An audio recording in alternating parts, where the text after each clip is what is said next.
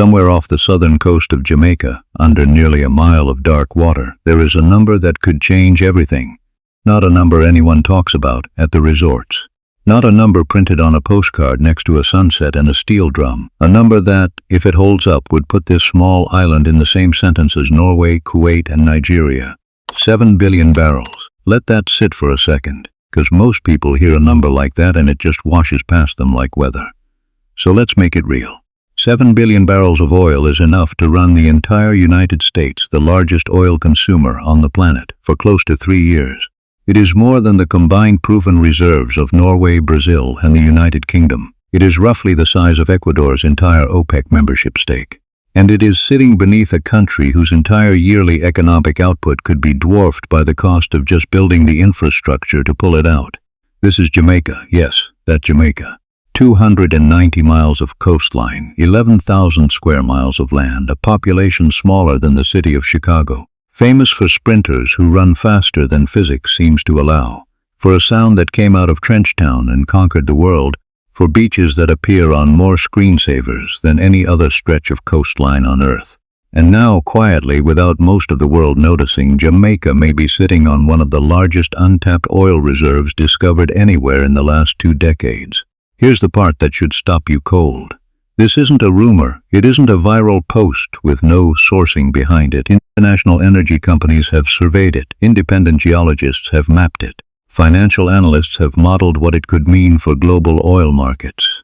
And still, somehow, this story has stayed almost entirely out of the mainstream conversation, buried under headlines about the Middle East, electric vehicles, and the next OPEC meeting. Think about how strange that actually is. When Guyana, one of the poorest nations in South America, turned out to be sitting on a comparable fortune, it became a global business story within months. Analysts flew in, financial networks ran segments on it. Entire university departments started building case studies around it. Jamaica, a country with far more global name recognition than Guyana ever had, made a discovery in the same geological neighborhood, backed by the same caliber of international survey work. And the story barely made it past specialist energy newsletters and a handful of regional papers. That gap between how significant this is and how little most people have heard about it is exactly why we're doing this video. Not because nobody has reported it, but because almost nobody has explained what it actually means for Jamaica, for the region, and for the balance of power in a part of the world most people assume is settled and predictable. So tonight we're going to ask the question nobody in the mainstream press seems interested in asking. Why has one of the most consequential energy discoveries of the decade been kept this quiet? And more importantly, what happens now that the secret is out? Because make no mistake, this was never just a story about oil, it's a story about power. About what happens when a small nation with a complicated colonial history suddenly becomes valuable to superpowers who have spent decades barely acknowledging its existence. It's a story about the United States, watching an old strategic backyard turn into a live wire 90 minutes from Florida. About China, which has spent 20 years quietly buying influence across the Caribbean, one port and one highway at a time. About Europe, scrambling for anything that isn't Russian gas. And about ordinary Jamaicans, caught in the middle of all of it, wondering whether this is the moment their country finally breaks free, or the moment everything they've fought to protect gets sold out from under them. Because here is the uncomfortable truth that history keeps trying to teach us over and over in country after country. Oil does not automatically mean prosperity. Sometimes it's a blessing. Norway took its oil wealth and built the largest sovereign wealth fund on the planet. Sometimes it's a curse. Nigeria took its oil wealth and built a textbook case study in corruption, pollution, and squandered potential. Venezuela sits on more proven oil than Saudi Arabia and can't keep the lights on in its own capital. So which version of this story is Jamaica about to write? Before we get into how we got here, I want to ask you for something small. If you've made it this far and you haven't subscribed yet, take 2 seconds and do it now. This channel exists because people like you, people who actually want the real story behind Caribbean geopolitics, energy, and history, not the tourist brochure version, keep showing up. We're building toward 20,000 subscribers. And every single one of you gets us closer to being able to dig into stories like this one properly, with real research instead of recycled headlines. So if this kind of deep dive is worth your time, subscribing costs you nothing and it tells us to keep making them. All right, let's get into it. For the better part of 5 decades, Jamaica's economy has run on a handful of familiar engines. Tourism is the biggest one by far. Millions of visitors a year, drawn by the beaches, the music, the food, the culture that Jamaica has exported more successfully than almost any nation its size in human history. Bauxite mining has provided an industrial backbone since the mid-20th century. Agriculture fills in around the edges. And remittances, money sent home by Jamaicans living and working abroad, have quietly kept entire communities afloat for generations. It has worked in the sense that Jamaica has survived. But it has never been enough to transform. Tourism brings in billions of dollars a year, and yet a huge share of that money barely touches the local economy. It flows through foreign-owned resort chains, foreign-owned cruise lines, foreign-owned airlines, and it leaves the island almost as fast as it arrived. Ordinary Jamaicans see the visitors, see the resorts rising along the coast, and often see very little of the wealth those resorts generate. Meanwhile, the global energy map has always had its own cast of characters, and Jamaica was never one of them. Saudi Arabia and its desert fields, the United States pulling millions of barrels a day out of Texas shale and North Dakota, Russia running pipelines into Europe like a hand on a faucet, Venezuela sitting on the largest proven reserves on the planet, crippled by decades of mismanagement, Norway methodically turning North Sea oil into generational wealth, Nigeria, Iraq, Kuwait, the UAE, the names that fill energy conferences and OPEC headlines. Jamaica wasn't in that conversation. It was a footnote if it was mentioned at all. An island known for 100-meter records and reggae legends, not petroleum engineering. And for most of its modern history, that made sense because as far as anyone could tell, there wasn't much reason to think otherwise. But underneath the water, literally underneath it, a different story had been quietly writing itself for millions of years. Geologists have understood since at least the 1970s that the Caribbean Basin sits in a genuinely unusual position. It's a region shaped by the collision and grinding of multiple tectonic plates, a slow-motion geological demolition derby that has been running for tens of millions of years.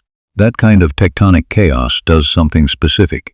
It creates deep sedimentary basins, buried under layers of rock, exactly the kind of environment where organic material gets trapped, compressed, cooked, and slowly transformed into oil and gas over unimaginable stretches of time. Back in the 1970s, some of the earliest surveys off Jamaica's coast picked up hints that hydrocarbons might be down there. But hints were all they were. The technology to properly investigate deep offshore formations barely existed. Offshore drilling was staggeringly expensive and staggeringly risky, and small nations simply didn't have the capital or the risk appetite to chase a maybe. And frankly, there wasn't much political will to try. Tourism was working. Why would anyone gamble tens of millions of dollars chasing oil that might not even be there when the beaches were already full? So the data sat, buried in filing cabinets, referenced occasionally in obscure academic journals, waiting for a moment when the technology and the incentive would finally line up. To understand why the Caribbean Basin was worth a second look at all, it helps to understand what actually has to happen for oil to form in the first place. Millions of years ago, this region was covered by shallow seas teeming with marine life. When that life died, it sank to the ocean floor and mixed with sediment, layer after layer, over spans of time that are almost impossible to picture. As those layers were buried deeper and deeper by more sediment on top, heat and pressure slowly transformed the organic material into hydrocarbons. But that process alone isn't enough. The oil also needs a trap, a layer of impermeable rock sitting above a porous layer. So the oil migrates upward and gets caught instead of simply dispersing into nothing. The tectonic chaos of the Caribbean, all that plate to collision and folding, is exactly what creates those traps. It's violent geology, running on a timescale longer than the existence of most species that have ever lived, and it just happens to have produced, in a handful of locations around the region, precisely the conditions oil needs to accumulate in commercially significant quantities. For decades, nobody had the tools to confirm whether Jamaica's offshore waters actually contained one of those traps, or whether the early hints from the 1970s were geological noise. That uncertainty is expensive to resolve. Seismic surveys, especially the three-dimensional kind capable of resolving formations thousands of feet below the seafloor, require specialized vessels, sensitive equipment, and teams of geophysicists to interpret results that can still turn out to be wrong even after months of analysis. It's not a gamble most small governments are willing to take on, a hunch. But the global energy landscape started shifting in ways that made that gamble far more attractive. Oil prices climbed and grew increasingly volatile through the early 2000s. Drilling technology advanced to the point where formations once considered too deep or too difficult became commercially viable. Seismic imaging got dramatically better and dramatically cheaper, and a string of unexpected discoveries in nearby basins, culminating, eventually, in Guyana, proved that the entire region held far more promise than the industry had assumed for generations. That moment took decades to arrive, but it did arrive, and it arrived from an unexpected direction. In 2015, ExxonMobil made a discovery off the coast of Guyana, Jamaica's neighbor far to the south, that reshaped the entire regional conversation. Guyana at the time was one of the poorest countries in South America, an economy built on sugar, rice, and gold, with a population under 800,000 people. Nobody was paying attention to Guyana. Then came the Stabroek Block, more than 11 billion barrels of oil equivalent, sitting offshore, in a country that most of the world couldn't have located on a map a decade earlier. Production started in 2019. By 2023, Guyana was pulling more than 600,000 barrels a day out of the Atlantic, and its GDP was growing at 58% in a single year, the fastest rate of any economy on the planet. Government revenue exploded, infrastructure projects multiplied almost overnight. A country that had spent generations as an afterthought suddenly became one of the most closely watched economic stories in the world.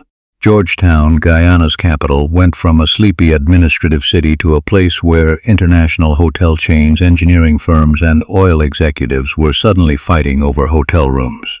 New roads got built. A sovereign wealth fund was established to manage the windfall, modeled partly on Norway's approach. Salaries in the capital rose. Foreign banks opened new branches specifically to handle oil-related transactions. For a country that had spent decades watching its young people emigrate in search of opportunity, the sheer speed of the transformation was almost disorienting, both for the people living through it and for the economists trying to model what would happen next. But Guyana's story also carries a warning tucked inside the success. Critics, including some respected international watchdog organizations, have argued that Guyana's original production-sharing contracts with ExxonMobil and its partners were negotiated too quickly and too favorably toward the oil companies, locking in royalty rates and cost recovery terms that a country with more negotiating leverage might never have accepted. Guyana got rich fast. Whether it got the best deal it could have gotten is a separate question, and one that will likely be debated for decades. And that success did something predictable. It made energy analysts start asking a very obvious question. If Guyana had this much oil sitting in similar geological formations, what about the rest of the Caribbean basin? What about the waters nobody had bothered to look at closely? That question led straight to Jamaica.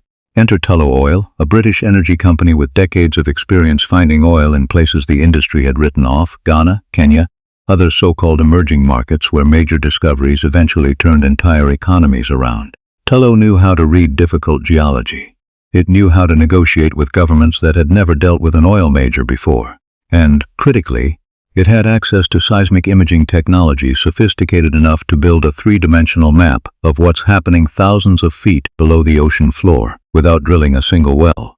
In the mid-2010s, Tullow secured exploration rights to an area off Jamaica's southern coast known as the Walton Morant Basin.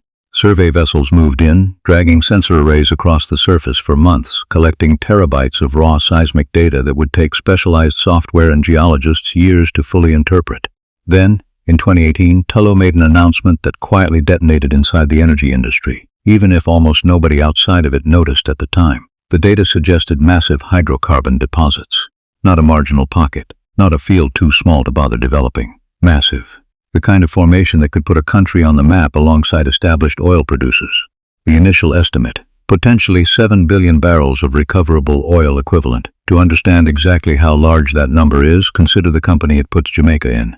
The United Kingdom's entire proven oil reserves sit around 2.5 billion barrels, a third of what Jamaica might be sitting on. Malaysia, a serious oil-producing nation in its own right, holds around 3 billion barrels. Ecuador, a full member of OPEC, holds around 8 billion. Jamaica's potential reserves don't just compete with these countries. They rival them and in some cases exceed them. And it wasn't only about size. Tullow's analysis suggested the oil itself was relatively light and sweet, lower in sulfur, easier and cheaper to refine into the products that actually matter economically, like gasoline and diesel. That's the difference between a resource that's technically impressive and a resource that's genuinely commercially valuable. There's also the matter of location, which matters almost as much as the geology itself. The Walton Morant Basin sits close enough to establish shipping lanes that, in theory, exported crude wouldn't need to travel far to reach refineries along the U.S. Gulf Coast, historically some of the most sophisticated refining infrastructure on Earth. Proximity like that reduces transportation costs and makes a resource significantly more attractive to buyers who might otherwise look toward West Africa or the Middle East.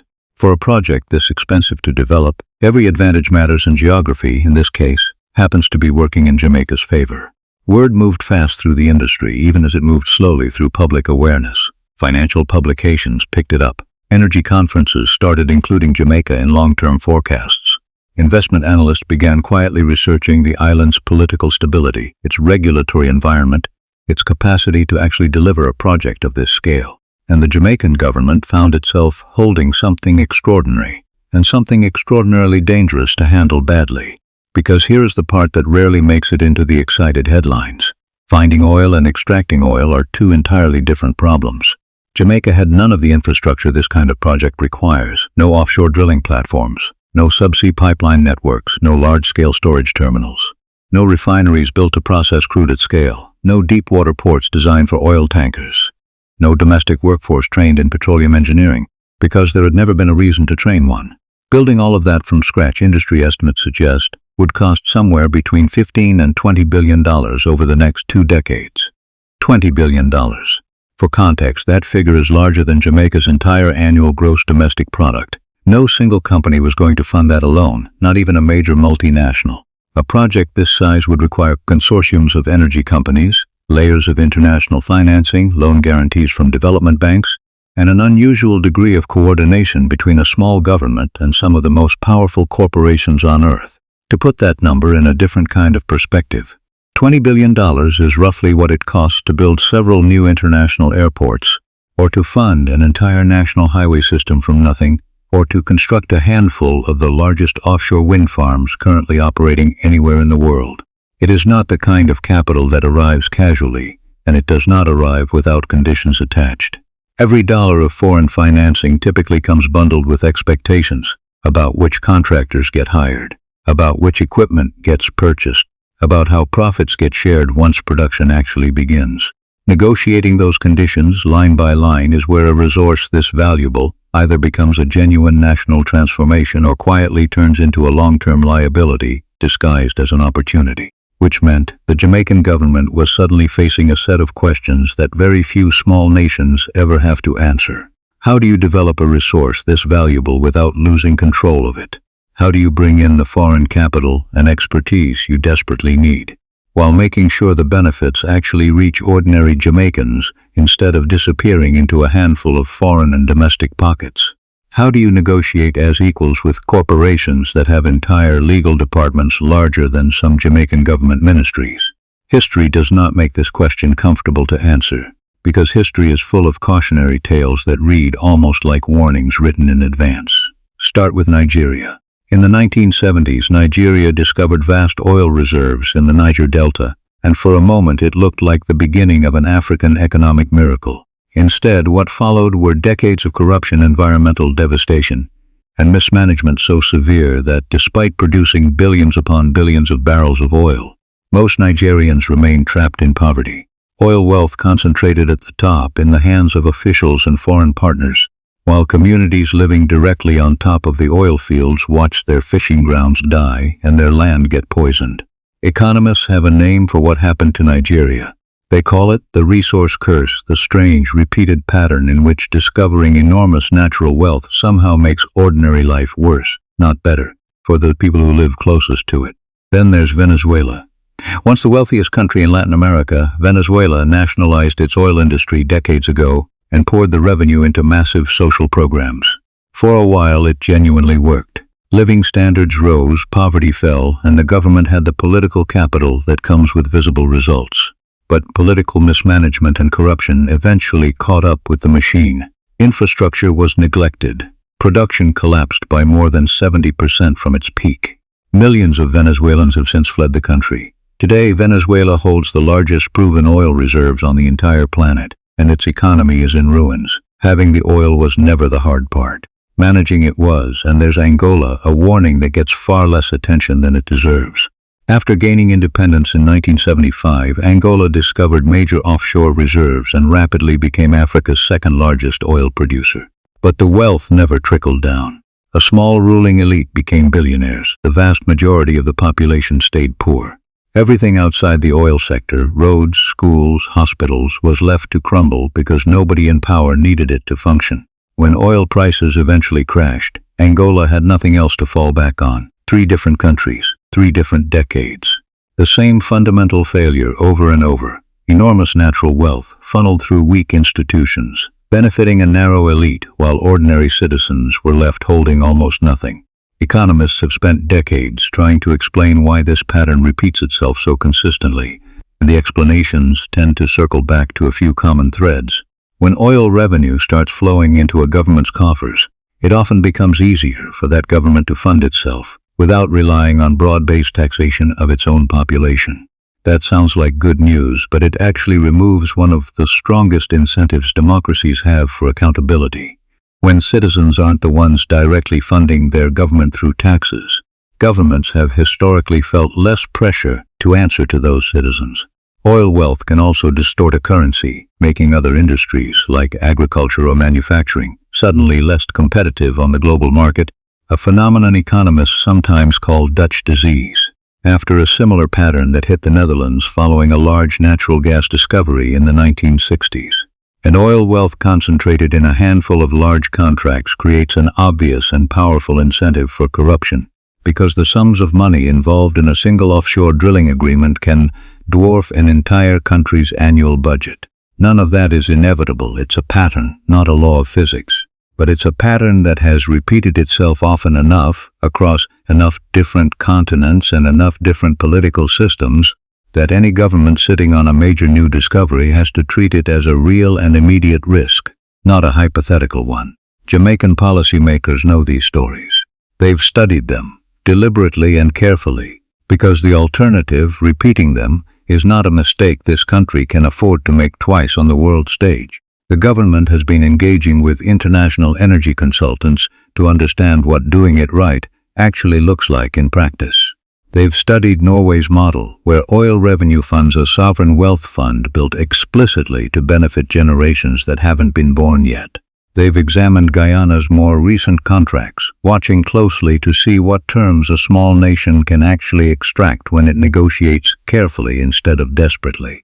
They've held consultations with environmental groups and community leaders and opposition politicians, and they've said publicly that any development will require strict environmental standards, transparent financial reporting, and guaranteed pathways for Jamaicans to be trained and employed in the industry itself, not just watch it happen around them. Whether that promise survives contact with $15 to $20 billion of foreign investment pressure is, frankly, the whole story we're about to watch unfold in real time. Because while Jamaica was quietly doing its homework, the rest of the world had already started paying very close attention. The United States has treated the Caribbean as its strategic backyard for exactly 200 years, dating back to the Monroe Doctrine of 1823, which essentially told European powers to stay out of the Western Hemisphere. The explicit imperial language has softened considerably since then, but the underlying posture never fully disappeared. American military bases still dot the region. American foreign aid still flows into Caribbean budgets. American companies still dominate trade relationships across the islands. So when word of Jamaica's offshore potential reached Washington, it landed on a receptive audience.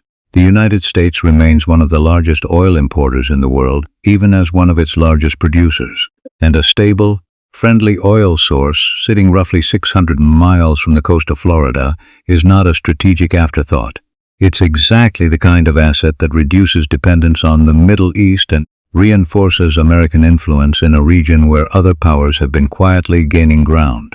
American officials have reportedly begun reaching out to Jamaican counterparts, offering technical assistance, floating potential partnerships between Jamaican and American energy firms, and emphasizing, in the particular language diplomats use, just how important the bilateral relationship has become. But the United States is not operating in a vacuum here, because China has spent the last 2 decades building exactly the kind of quiet, patient influence across the Caribbean that pays off in a moment like this one. Through the Belt and Road Initiative, Chinese state financing has poured billions of dollars into ports, highways, power infrastructure, and telecommunications networks across the region. Chinese construction firms built major sections of Jamaica's highway network. Chinese financing helped expand the Kingston Container Terminal. Chinese technology underpins large parts of Jamaica's telecommunications infrastructure. This wasn't accidental, it was strategy executed patiently over 20 years, long before anyone was talking about Jamaican oil. So when news of the Walton Morant discovery reached Beijing, Chinese state-owned energy companies didn't hesitate to express interest. China imports more crude oil than any nation on Earth, north of 14 million barrels a day, and securing new, reliable sources is treated as a matter of core national strategy. China has also demonstrated, repeatedly, a willingness to offer financing packages that Western institutions simply won't match. Multi-billion-dollar infrastructure loans, often tied to using Chinese contractors and Chinese equipment, delivered with far fewer public conditions attached, which means Jamaica, almost overnight, found itself standing in the middle of a genuine great power contest. Washington and Beijing both want meaningful influence over how this oil gets developed, who develops it, and ultimately, who it gets sold to. It's worth pausing here, because this isn't a new dynamic for the Caribbean, even if the scale of it is new. Small island nations across this region have spent decades learning how to extract concessions from larger powers, precisely because those larger powers are competing with each other. A Caribbean government that can credibly tell Washington China is offering us more favorable terms gains real leverage it wouldn't otherwise have. The same is true in reverse. This kind of triangulation has shaped everything from Cuban policy in the Cold War to modern debates over Huawei telecommunications equipment across the region. Jamaica's oil discovery simply raises the financial stakes of a game the Caribbean has been playing, in one form or another, for the better part of a century. What makes this particular moment different is the sheer size of the numbers involved. Diplomatic leverage over a port expansion loan is one thing. Diplomatic leverage over a resource that could plausibly double a nation's entire economic output is an entirely different category of negotiation, with an entirely different level of scrutiny from every government watching how it unfolds. European energy firms entered the conversation too, moving beyond Tullow's initial foothold to explore additional partnerships, while the European Union, desperate to reduce its dependence on Russian energy after years of geopolitical tension, began looking at Caribbean oil as a genuine alternative source worth cultivating. Even Jamaica's regional neighbors started watching closely. Trinidad and Tobago, the Caribbean's existing energy hub, had obvious reasons to wonder what a major Jamaican discovery would mean for its own position. The Bahamas and Barbados watched too, quietly aware that if Jamaica succeeded, they might be next in line to take their own offshore ambitions seriously. There's a version of this attention that actually benefits Jamaica.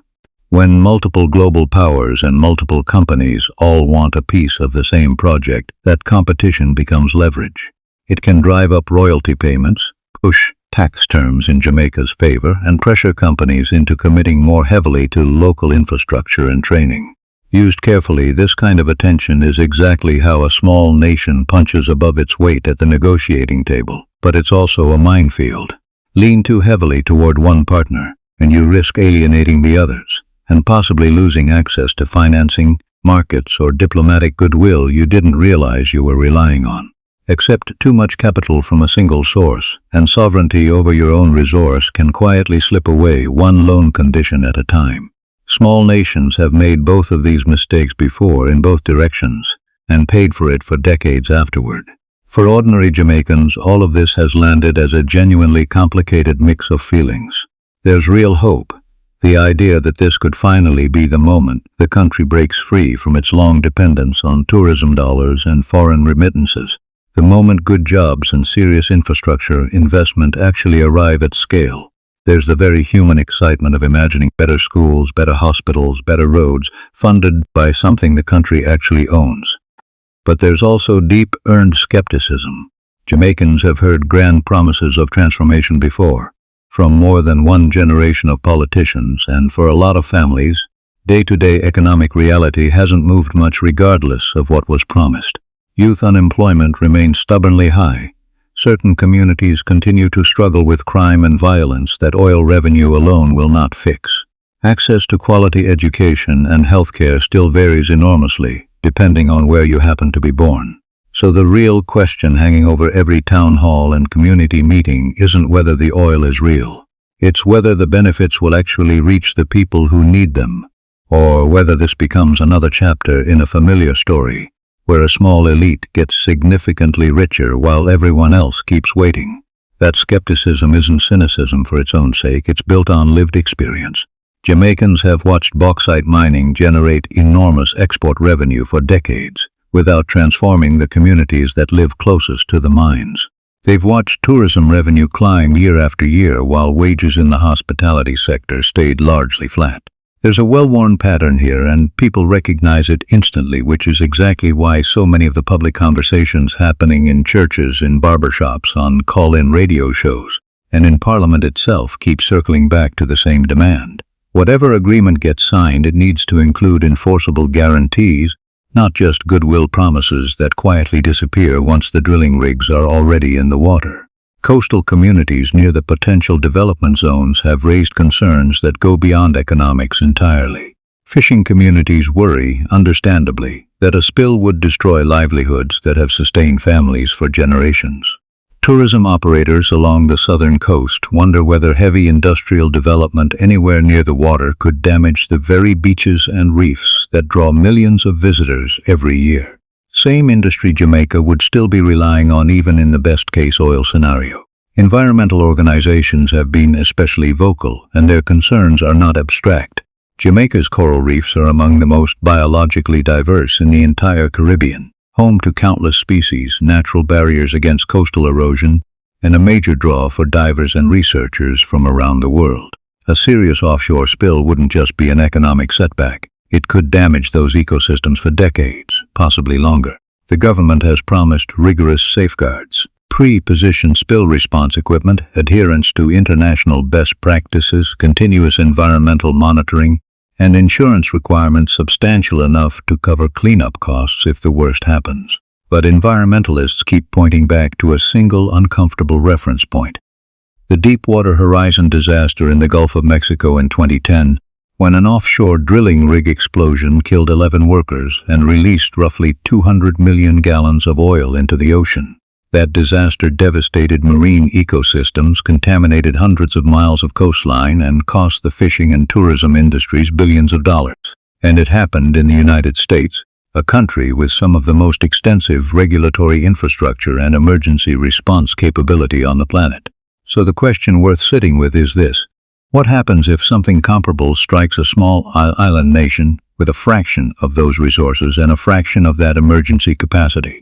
Could Jamaica's economy and its environment actually survive a disaster on that scale? These aren't hypothetical scare tactics. Offshore drilling carries real, well-documented risk. Equipment fails. Human error happens, no matter how many safeguards exist on paper.